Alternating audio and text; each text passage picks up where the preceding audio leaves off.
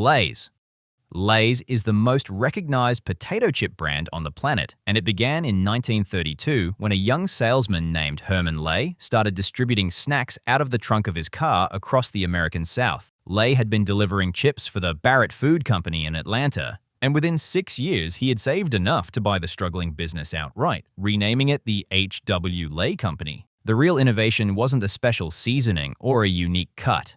It was packaging. Lay adopted glassine, a moisture-resistant material that kept chips fresh far longer than the plain paper bags everyone else used. And he built machinery to automate the wrapping so the company could scale production nationwide.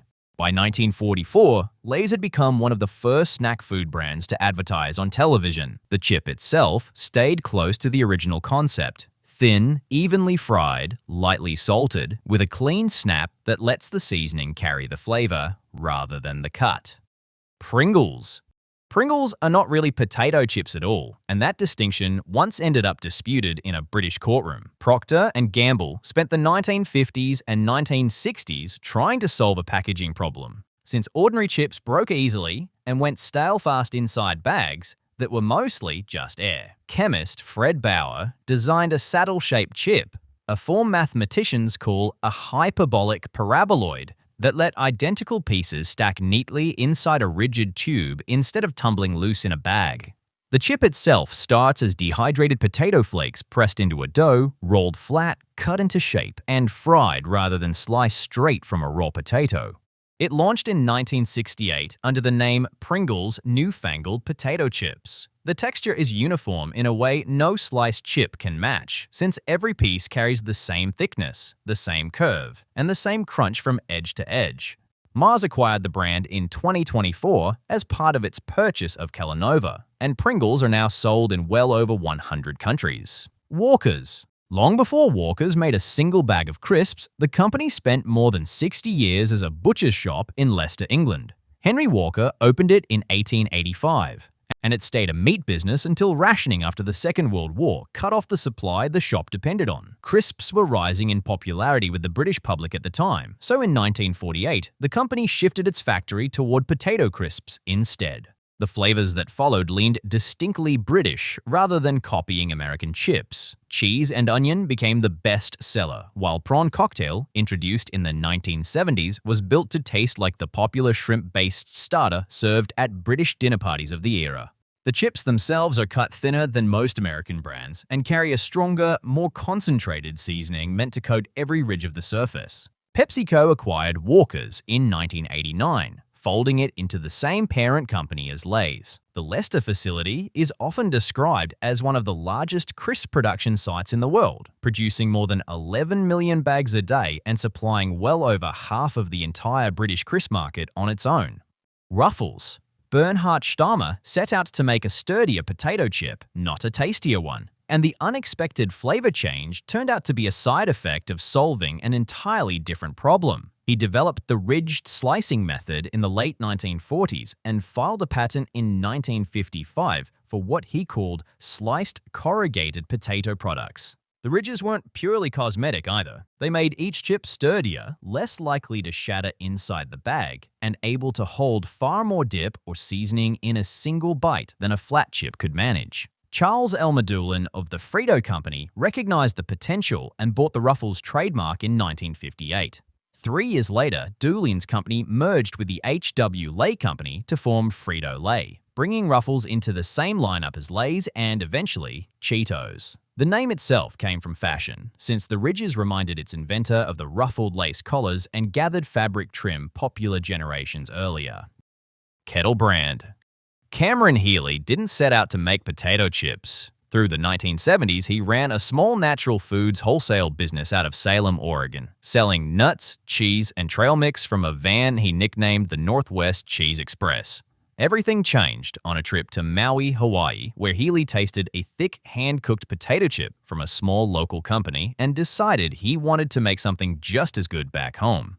In 1982, he opened a plant in Salem and began frying thick-cut potato slices in small batches inside actual kettles, a method most commercial chip makers had abandoned decades earlier in favor of faster continuous frying lines. The batch process produces a noticeably crunchier chip with a deeper, more roasted potato flavor, since the oil cools slightly each time a new load drops in and slowly climbs back to temperature before the next one. Kettle expanded into the United Kingdom in 1989 and has been part of the Campbell Soup Company's snack portfolio since 2018. But the chip itself still relies on the same slow batch method that began as one man's attempt to recreate a Hawaiian snack he couldn't stop thinking about. Cape Cod, an 800-square-foot storefront in Hyannis, Massachusetts, became the unlikely birthplace of one of America's most respected chip brands after a former auto parts dealer named Steve Bernard decided to copy a snack he had tasted thousands of miles away in Hawaii. In 1980, he and his brother Jude opened the shop, spent a week learning the trade at a Pennsylvania chip factory, and bought an industrial potato slicer for $3,000. The chips were cooked the same way Kettle Brand made theirs on the opposite coast, with thick slices, small batches, and hot oil that cools and reheats with every new load, producing chips with random folds and creases instead of a uniform flat shape. That irregularity is part of the appeal, giving each chip a different ratio of crisp edge to soft center from one piece to the next. Cape Cod was sold to Anheuser-Busch in 1985, reacquired by Bernard in 1996, and eventually became part of the Campbell Soup Company in 2018. Tayto. There was a time when crisps came with no flavor at all, just a small paper sachet of salt tucked inside the bag for the eater to add themselves. Joe Murphy, a Dublin businessman known locally as Spud, decided that was a waste of an opportunity. In 1954, he opened a small crisp factory off Moore Street and worked with an employee named Seamus Burke to mix seasoning directly into the cooking process, rather than leaving flavor up to the customer afterward. Their first flavor was cheese and onion, developed by experimenting with ingredient combinations at Murphy's own kitchen table, and it became the first seasoned crisp sold anywhere in the world. Salt and vinegar followed in 1966, with smoky bacon close behind. The name Tayto came from his young son's attempt to pronounce the word potato. The chip itself stayed thin and simple, letting the powdered seasoning carry the flavor rather than relying on thickness or cut. Tayto's mascot, a grinning potato in a pork pie hat known as Mr. Tayto, became one of the most recognized characters in Irish advertising. The brand is now owned by the German company Intersnack, but it remains the single most missed product among Irish people living abroad. Smith's.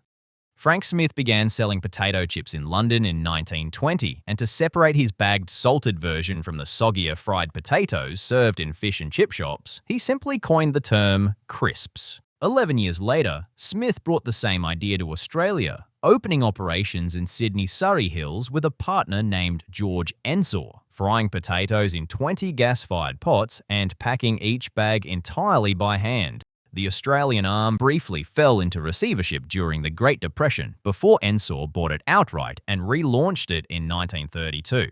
For 3 decades afterward, Smith's chips in Australia came in exactly one flavour: salted, sold with the same twist of paper salt that British crisps had used before flavoured seasoning spread across the industry. Smith's introduced its first flavoured chip, chicken, in 1961. PepsiCo bought the Australian business in 1998, and the company still buys roughly 90 million kilograms of Australian potatoes every year, making it the country's oldest and most established chip brand by a wide margin.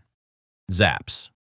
Ron Zappa went bankrupt, selling oil-filled equipment in Houston during the 1980s oil bust, and that failure accidentally pushed him into the chip business. After moving to Gramercy, Louisiana, his wife brought home a bag of thick kettle-cooked chips made in Texas, and Zappe decided Louisiana deserved a version built around its own cuisine instead.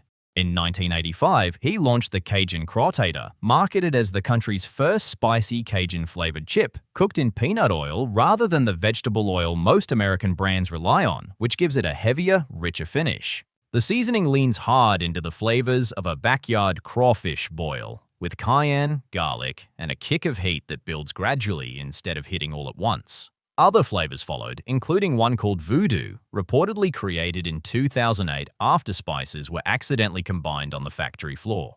Zapp's became a point of regional pride in Louisiana and a cult favorite among chip enthusiasts nationally, with at least one well-known food writer naming it his personal favorite chip brand in the country. Maui Style. Frito-Lay built an entire chip brand around a snack the company was never able to buy. For decades, a small, family-run chip maker on Maui, operated by the Kobayashi family, made a thick, hand-cooked potato chip using a recipe learned while the family was interned on the mainland during the Second World War. The chip became a local obsession, and according to several accounts, Frito-Lay repeatedly tried to purchase the company outright and was turned down every time. Rather than walk away, the corporation built its own imitation from scratch and simply called it Maui Style, copying the same thick, oily, kettle-cooked texture and leaning hard into island branding, with packaging written partly in Hawaiian pidgin slang. The original Kobayashi business eventually closed, but its imitator endures in a strange twist of fate. Maui Style is sold almost exclusively in Hawaii and a handful of specialty stores on the mainland, and people who move away often pay nearly double the regular retail price just to have a few bags shipped to them.